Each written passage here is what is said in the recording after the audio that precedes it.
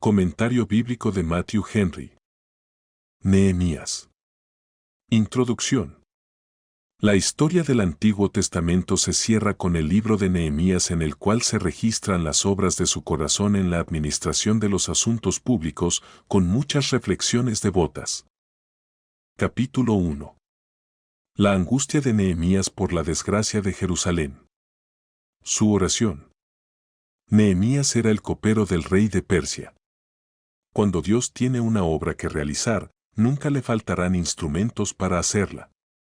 Nehemías vivía cómodamente y con honra, pero no olvida que es israelita y que sus hermanos están angustiados. Estaba dispuesto a utilizar sus buenos oficios para ayudarles en todo lo que pudiera, y para saber cómo hacerlo mejor, hace indagaciones al respecto. Nosotros tenemos que explorar especialmente lo que se refiere al estado de la iglesia y la religión. Cada Jerusalén de este lado de la celestial tendrá algún defecto que requerirá la ayuda y los servicios de sus amigos. La primera apelación de Nehemías fue a Dios para tener la plena confianza en su petición al rey. Nuestras mejores argumentaciones en oración se toman de la promesa de Dios, la palabra por la cual nos da esperanzas. Hay que usar otros medios, pero la oración eficaz del justo puede mucho. La comunión con Dios nos preparará mejor para tratar con los hombres. Cuando hayamos encomendado nuestras preocupaciones a Dios, la mente queda libre, siente satisfacción y compostura y se desvanecen las dificultades. Sabemos que, si el asunto fuera lesivo, Él podría impedirlo fácilmente, y si es bueno para nosotros, Él puede hacerlo progresar fácilmente. Capítulo 2. Versículos 1 al 8. El pedido de Nehemías al rey. Versículos 9 al 18. Nehemías llega a Jerusalén. Versículos 19 y 20. La oposición de los adversarios. Versículos 1 al 8. Nuestras oraciones deben ser secundadas con esfuerzos serios, de otro modo nos burlamos de Dios. No estamos limitados a ciertos momentos en nuestras audiencias con el Rey de Reyes, tenemos la libertad de ir a Él en todo momento, acercarse al trono de la gracia nunca pasa de moda. Pero la sensación del desagrado de Dios y de las aflicciones de su pueblo son causa de tristeza para los hijos de Dios, de las cuales no los consuelan los placeres terrenales. El rey animó a Nehemías para que dijera qué pensaba. Esto le dio confianza para hablar, mucho más puede animarnos la invitación que Cristo nos ha dado para orar, y la promesa de que nos irá bien, para ir directamente ante el trono de la gracia. Nehemías oró al Dios del cielo, infinitamente superior aún de este monarca poderoso. Elevó su corazón al Dios que entiende el lenguaje del corazón. Nunca debemos buscar ni esperar la dirección, la asistencia ni la bendición divina cuando emprendemos algo que es malo para nosotros. Hubo una respuesta inmediata a su oración, porque la simiente de Jacob nunca buscó en vano al Dios de Jacob. Versículos 9 al 18. Cuando Nehemías hubo considerado el asunto, dijo a los judíos que Dios había puesto en su corazón edificar los muros de Jerusalén. No se pone a hacerlo sin ellos. Estimulándonos nosotros mismos y unos a otros en lo bueno, nos fortalecemos mutuamente. Somos débiles en nuestro deber cuando somos fríos e indiferentes. Versículos 19 y 20. La enemistad de la simiente de la serpiente contra la causa de Cristo no está limitada a una época o nación. La aplicación para nosotros es clara. La Iglesia de Dios pide nuestra ayuda. ¿No está desolada y expuesta a ataques? ¿Le causa tristeza considerar su bajo estado? Que ningún negocio, placer o apoyo de un partido atrape tanto su atención como para que Sión y su bienestar no le interesen. Capítulo 3. La reconstrucción de los muros de Jerusalén. Repartieron el trabajo para que todos supieran qué tenían que hacer y se dedicaran con el deseo de alcanzar la excelencia, pero sin contender ni dividir sus intereses. Ninguna discordia surge entre ellos, sino la de hacer lo máximo por el bien público. Cada israelita dio una mano para edificar Jerusalén. Ningún noble debe pensar que algo es indigno de ellos, si con ello fomentan el bien de su patria. Hasta las mujeres ayudaron en el avance de la obra.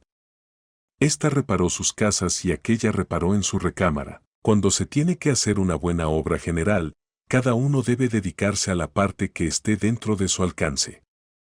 Si cada uno barre delante de su puerta, la calle estará limpia; si cada uno repara algo, todo estará reparado. Los que terminaron primero ayudaron a sus compañeros. Los muros de Jerusalén, en montones de escombros, representan el estado desesperado del mundo circundante, mientras la cantidad de los que estorbaban la edificación y su maldad da una débil idea de los enemigos con que tenemos que contender mientras ejecutamos la obra de Dios. Cada uno debe empezar por su casa, porque hacer progresar la obra de Dios en nuestras almas es lo mejor que podemos aportar para el bien de la Iglesia de Cristo. Que el Señor estimule así el corazón de su pueblo, para que dejen de lado sus pequeñas disputas y desechen sus intereses mundanales, para dedicarse a la construcción de los muros de Jerusalén y a la defensa de la causa de la verdad y santidad contra los asaltos de los enemigos declarados. Capítulo 4. Versículos 1 al 6. Oposición de Sanbalat y otros. Versículos 7 al 15. Los designios de los adversarios. Versículos 16 al 23. Las precauciones de Nehemías. Versículos 1 al 6. Más de una buena obra ha sido mirada con desdén por escarnecedores orgullosos y altivos.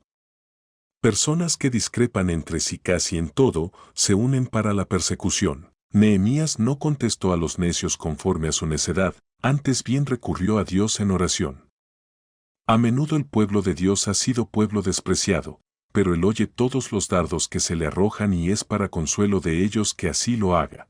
Nehemías tenía razón para pensar que los corazones de esos pecadores estaban completamente endurecidos, de lo contrario no hubiera orado que sus pecados nunca fueran borrados. La buena obra sigue adelante cuando la gente se preocupa de ella. Los reproches de los enemigos debieran alentarnos en nuestro deber, no alejarnos de él. Versículos 7 al 15. Los hombres malos procuran obstruir la buena obra, y se prometen alcanzar el éxito en eso, pero la buena obra es obra de Dios y prosperará. Dios tiene muchas maneras de llevar la luz, y de esa manera, reducir a nada las estratagemas y designios de los enemigos de su iglesia. Si nuestros enemigos no pueden asustarnos para apartarnos de nuestro deber, ni engañarnos para que pequemos, no nos pueden dañar. Nehemías se puso bajo la protección divina él mismo y su causa. Fue el método de este buen hombre y debiera ser el nuestro. Todas sus preocupaciones, todas sus penas, todos sus temores puso delante de Dios. Antes de usar un medio, él lo presentaba en oración a Dios. Habiendo orado, puso una guardia contra el enemigo. Si pensamos asegurarnos por medio de la oración, sin velar y estar alertas, somos perezosos y tentamos a Dios, pero velar alertas sin orar, es ser orgullosos e insolentes con Dios. De cualquier manera, abandonamos su protección. El cuidado que Dios tiene de nuestra seguridad debiera comprometernos y estimularnos a seguir adelante con vigor cumpliendo nuestro deber. Tan pronto como termine un peligro, retornemos a nuestra obra y confiemos en Dios nuevamente. Versículos 16 al 23. Siempre debemos estar en guardia contra los enemigos espirituales sin esperar que nuestra guerra termine cuando termine nuestra obra. La palabra de Dios es la espada del Espíritu, la cual siempre debemos tener en la mano, y nunca tendremos que buscarla en nuestras labores y en nuestros conflictos como cristianos. Todo cristiano verdadero es trabajador y soldado que obra con una mano y lucha con la otra. Probablemente la buena obra siga adelante con éxito cuando los que trabajan en ella lo hagan con diligencia. Satanás teme atacar al cristiano alerta, porque, si es atacado, el Señor pelea por él. De esta manera, tenemos que esperar el fin de la vida, sin sacarnos la armadura hasta que terminen nuestra obra y nuestra guerra, entonces seremos recibidos en el reposo y en el gozo de nuestro Señor. Capítulo 5. Versículos 1 al 5. Los judíos se quejan de penurias. Versículos 6 al 13. Nehemías vuelve a tratar las penurias. Versículos 14 al 19. La paciencia de Nehemías. Versículos 1 al 5. Los hombres depredan a sus congéneres, despreciando al pobre reprueban a su hacedor. Tal conducta es una desgracia para cualquiera, pero ¿quién puede aborrecerla lo suficiente cuando la adoptan los cristianos profesantes? Con compasión por los oprimidos, tenemos que lamentar las penurias bajo las cuales gimen muchos en el mundo, poniendo nuestras almas en el lugar de las suyas y recordando en nuestras oraciones y con nuestro socorro a los que están cargados. Pero dejemos que los que no demuestran misericordia esperen juicio sin misericordia. Versículos 6 al 13. Nehemías sabía que, aunque edificara los muros de Jerusalén muy altos, muy gruesos o fuertes, la ciudad no podría estar a salvo mientras hubiera abusos en ella. La manera correcta de reformar la vida de los hombres es convencer de pecado sus conciencias. Si usted anda en temor de Dios, no será codicioso de ganancia mundana, ni será cruel con sus hermanos. Nada expone al reproche a la religión más que la mundanalidad y dureza de corazón de los que la profesan. Quienes insisten rigurosamente en sus derechos, tratan, con muy mala gracia, de convencer a los demás que cedan los suyos. Cuando se razona con gente egoísta es bueno comparar su conducta con las de los que son generosos, pero es mejor aún apuntar al ejemplo de aquel que se hizo pobre por nosotros, aunque era rico, para que nosotros por su pobreza fuésemos enriquecidos. 2 Corintios capítulo 8, verso 9. Ellos hicieron conforme a la promesa. Las buenas promesas son cosas buenas, pero son mejores las buenas obras. Versículos 14 al 19. Quienes verdaderamente temen a Dios no se atreven a hacer nada cruel o injusto. Que los que estén en cargos públicos se acuerden que están allí para hacer el bien, no para enriquecerse. Nehemías lo menciona a Dios orando no como si él hubiera merecido algún favor de parte de Dios, sino para mostrar que él dependía solamente de Dios para que compensara lo que había perdido y dejado por su honor. Nehemías habló y actuó evidentemente como quien se sabía pecador. No pretendía reclamar un premio como si se le debiera, sino de la manera en que el Señor recompensa un vaso de agua dado a un discípulo por amor a él.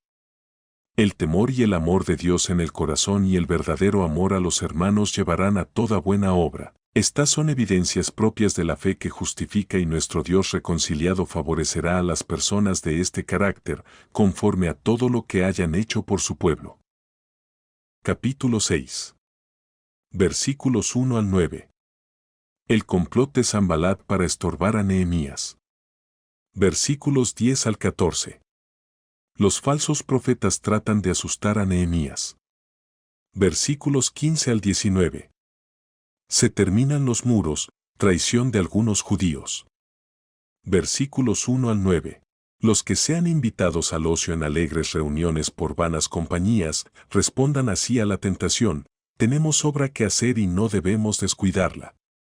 Nunca debemos dejarnos arrastrar por la invitación reiterada a hacer algo pecaminoso o imprudente. Más bien, cuando seamos atacados por la tentación, resistámosla con la misma razón y decisión. Es común que lo deseado por los malos sea representado falsamente como algo deseable para muchos.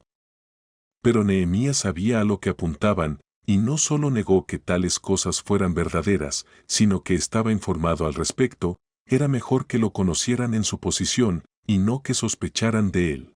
Nunca debemos omitir un deber conocido por miedo de ser mal entendido. Confiemos a Dios nuestro buen nombre mientras mantenemos una buena conciencia. El pueblo de Dios, aunque cargado con reproche, no ha caído tan bajo en su reputación como algunos quisieran que se pensara. Nehemías elevó su corazón al cielo en una oración corta. Capítulo 7. Versículos 1 al 4. La ciudad encargada a Hanani. Versículos 5 al 73. Registro de los que primero retornaron. Versículos 1 al 4. Habiendo terminado los muros, Nehemías regresó a la corte persa y volvió a Jerusalén con un nuevo cometido. La seguridad pública depende del cuidado de cada uno para cuidarse él mismo y su familia contra el pecado. Versículos 5 al 73. Nehemías sabía que la seguridad de la ciudad, sometida a Dios, depende más de los habitantes que de los muros. Toda buena dádiva y toda buena obra vienen de lo alto. Dios da conocimiento, Dios da gracia, todo es de Él y, por tanto, todo debe ser para Él. Lo hecho por la prudencia humana debe ser atribuido a la dirección de la providencia divina. Pero, hay de quienes dan la espalda al Señor amando el mundo presente. Y bienaventurados los que se consagran ellos y su fortuna a su servicio y gloria. Capítulo 8. Versículos 1 al 8. Lectura y exposición de la ley. Versículos 9 al 12. El pueblo es llamado a regocijarse. Versículos 13 al 18. La fiesta de los tabernáculos. El gozo del pueblo. Versículos 1 al 8. Los sacrificios tenían que ofrecerse solo en la puerta del templo, pero la oración y la predicación eran y son servicios religiosos tan aceptablemente realizados en un lugar como en otro. Los jefes de familia deben llevar consigo a sus familias a la adoración de Dios en público. Las mujeres y los niños tienen almas que salvar y, por tanto, tienen que familiarizarse con la palabra de Dios y asistir a los medios de gracia. Los pequeñuelos deben ser educados en la religión a medida que vayan entrando en razón. Los ministros deben llevar consigo sus Biblias cuando van al púlpito, Esdras así lo hizo. De ahí deben ellos sacar su conocimiento, deben hablar conforme a esa regla y deben mostrar que así lo hacen. Leer las Escrituras en las asambleas religiosas es una ordenanza de Dios por la cual se le honra y se edifica su iglesia. Quienes oyen la palabra deben entenderla, de lo contrario es para ellos solo un sonido hueco de palabras. Por tanto, se requiere que haya maestros para que expliquen la palabra y entreguen su sentido. Leer es bueno y predicar es bueno, pero la exposición hace la lectura más comprensible y más convincente la predicación. Quiso Dios levantar en casi toda edad de la Iglesia no solo a quienes predican el Evangelio, sino también a los que escribieron sus puntos de vista de la verdad divina, y aunque muchos han intentado explicar la Escritura, habiendo oscurecido el consejo con palabras sin conocimiento, hay excelente uso para los trabajos de otros. Sin embargo, todo lo que oímos debe pasar por la prueba de la Escritura. Ellos oyeron con disposición y sopesaron cada palabra. La palabra de Dios exige atención. Si por negligencia dejamos que mucho se deslice en el oír, existe el peligro de que por el olvido dejemos que todo se deslice luego de oírlo. Versículos 9 al 12. Fue buena señal que sus corazones estuvieran tiernos cuando oyeron las palabras de la ley. El pueblo tenía que enviar porciones para quienes nada tenían preparado. Deber de toda fiesta religiosa, como también de todo ayuno religioso, es acercar el alma al hambriento. La abundancia de Dios debiera hacernos generosos. No solo debemos dar a quienes se ofrecen a sí mismos, sino enviar a los que están fuera de la vista. Su fortaleza estaba en el gozo del Señor. Mientras mejor comprendamos la palabra de Dios, más consuelo hallamos en ella. La oscuridad de la prueba surge de la oscuridad de la ignorancia. Versículos 13 al 18. En la ley hallaron escrita la fiesta de los tabernáculos. Los que escudriñan con diligencia las Escrituras, encuentran cosas que han olvidado. La fiesta de los tabernáculos era una representación del estado del creyente como tabernáculo en este mundo, y tipo del santo gozo de la iglesia en el Evangelio. Leemos y oímos aceptable y provechosamente la palabra cuando hacemos conforme a lo que está escrito en ella, cuando se revive lo que demuestra ser nuestro deber, luego que ha sido descuidado.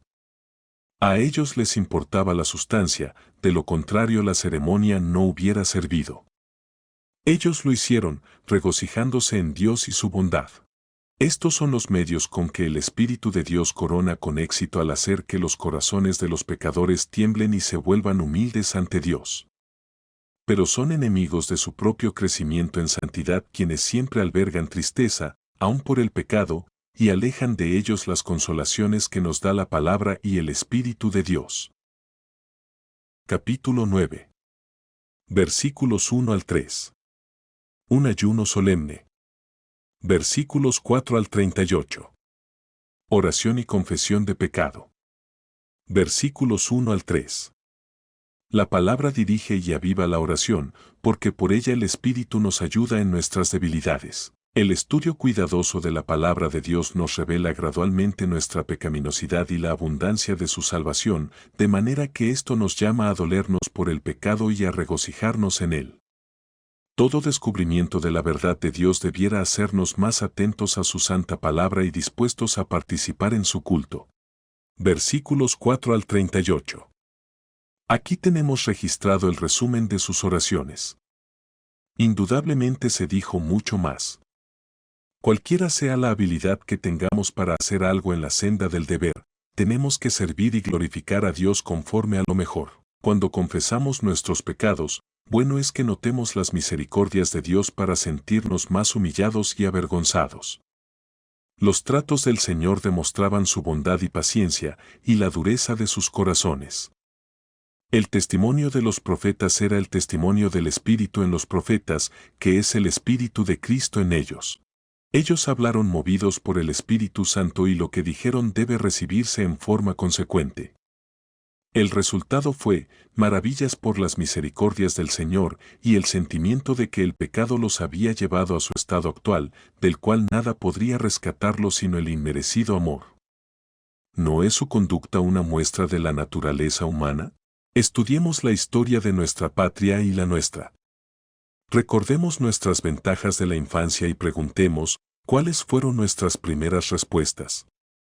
Hagamos esto con frecuencia para mantener la humildad, la gratitud y para que velemos.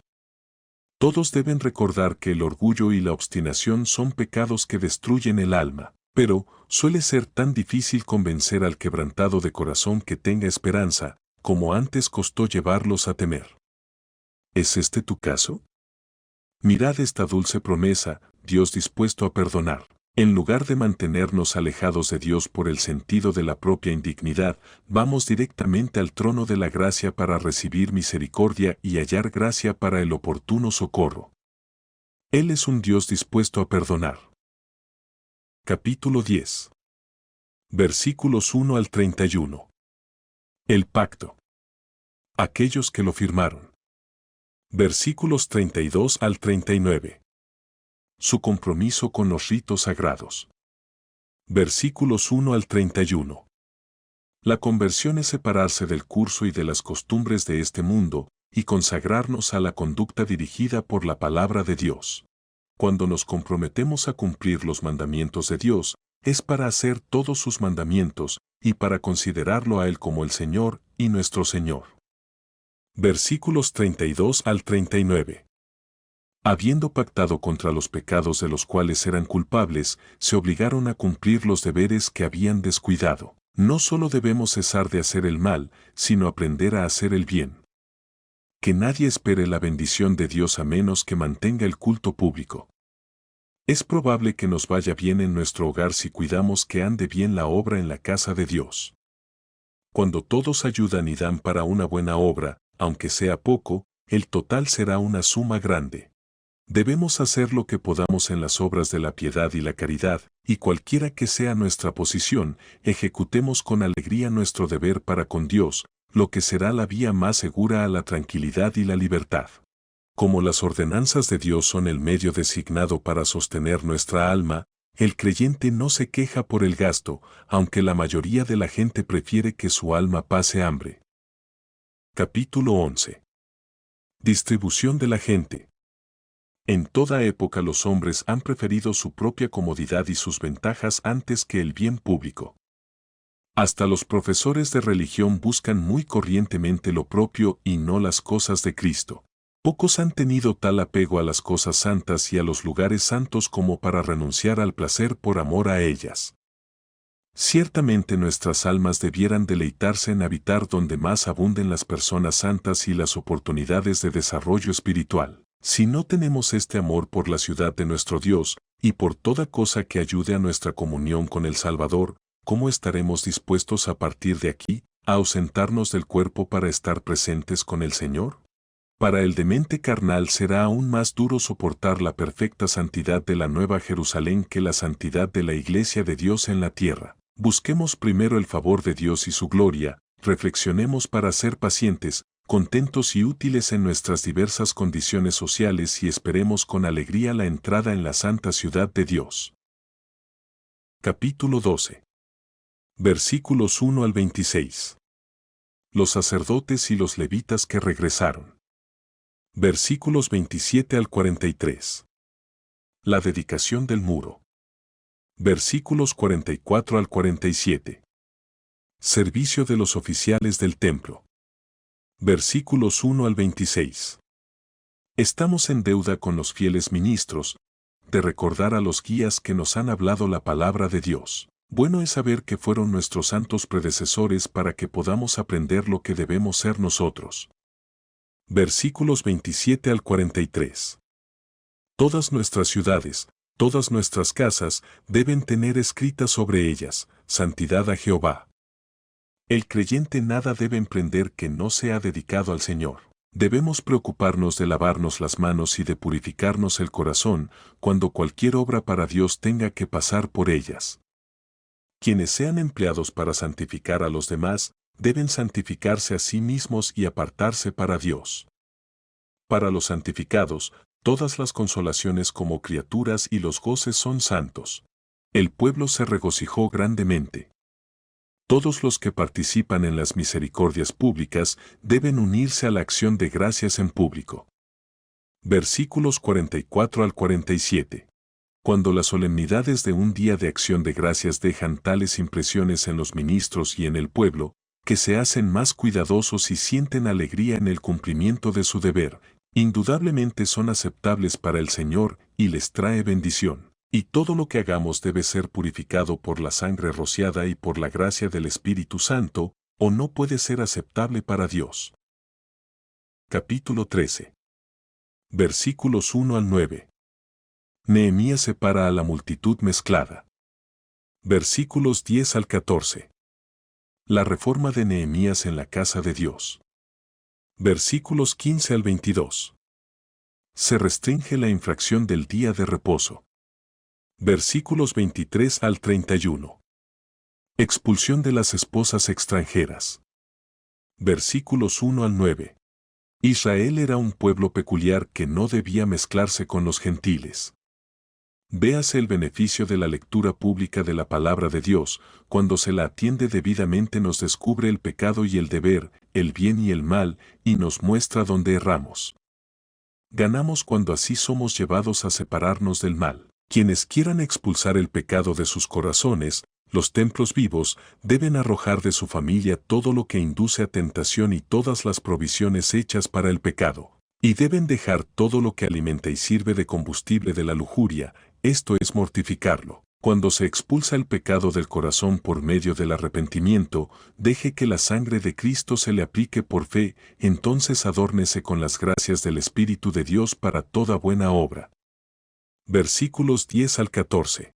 El carácter sagrado que no impide que los hombres den un mal ejemplo, no debe disculpar a nadie de la culpa y el castigo que merece. Los levitas habían sido maltratados, sus porciones no les habían sido entregadas.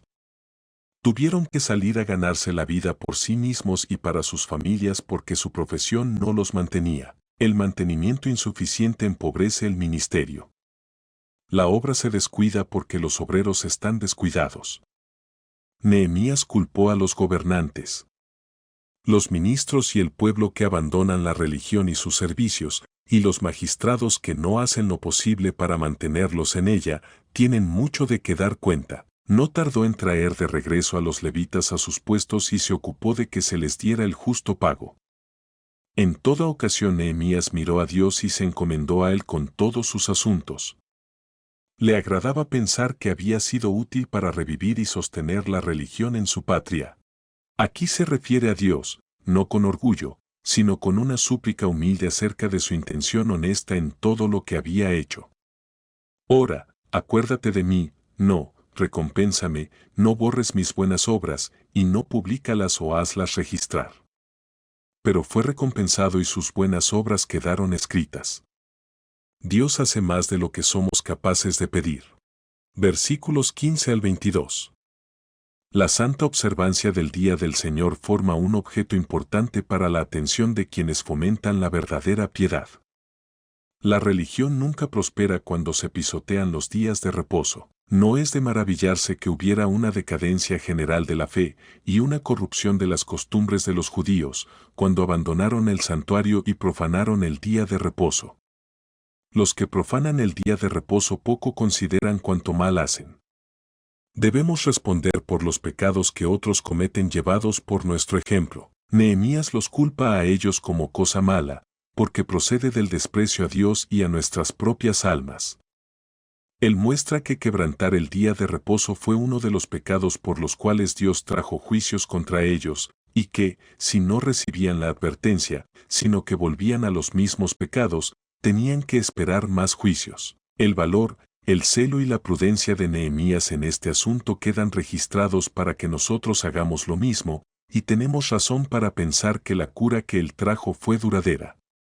Él se sintió y se confesó pecador, que nada podía pedir de Dios en justicia, cuando así clama a él pidiendo misericordia. Versículos 23 al 31. Si cada padre es impío y de naturaleza corrupta, inclinará a los hijos a seguir su ejemplo. Esto es una razón fuerte por la cual los cristianos no deben unirse en yugo desigual. Debe darse sumo cuidado a la educación de los hijos en cuanto al cuidado de la lengua para que no aprendan el lenguaje de Asdod, ni la conversación impura o impía ni la comunicación corrompida. Nehemías mostró lo malo de estos matrimonios. A algunos, más obstinados que el resto, los azotó, esto es, mandó que fueran azotados por los oficiales conforme a la ley. Deuteronomio capítulo 25, versículos 2 y 3. Aquí están las oraciones de Nehemías en esta ocasión. Él suplica, acuérdate de ellos, Dios mío, Señor, convéncelos de pecado y conviértelos, pon en sus mentes lo que deben ser y hacer. Los mejores servicios para el público han sido olvidados por aquellos para quienes se hicieron, por tanto, Nehemías se encomienda a Dios para que lo recompense. Esto bien puede ser el resumen de nuestras peticiones, no necesitamos más que esto para hacernos felices. Acuérdate de mí, Dios mío, para bien. Podemos esperar humildemente que el Señor se acuerde de nosotros y de nuestros servicios, aunque, después de vidas de inagotable actividad y utilidad, aún veremos causa para aborrecernos y arrepentirnos con polvo y cenizas y clamar con Nehemías, sálvame, Dios mío, conforme a la grandeza de tu misericordia. Comentario bíblico de Matthew Henry. Nehemías.